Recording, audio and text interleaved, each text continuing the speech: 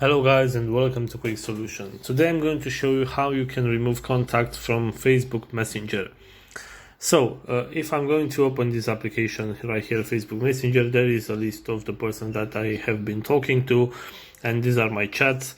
So in order to remove some contacts, you will have to block them on Messenger. So if let's say you chat with a friend of yours on Facebook and you want to remove that contact, you will have to block them on Facebook first in order to remove the contact. But some things that you can do more than that is if I'm going right here and I'm tapping and holding this this conversation, as you can see right here, I can delete the conversation and this will disappear from my chat section. And if I open the conversation right here and select this info icon at the top right corner, you will see that if I scroll down, I have this option to restrict or block this person. So either you want to restrict or block this person and not receive any more messages from that person, you can go forward and do that. And I'm just going to block that person.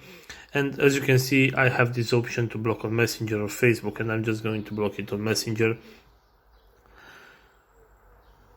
So as you can see, I blocked this person, and that person was also blocked on my Messenger, on my Facebook account.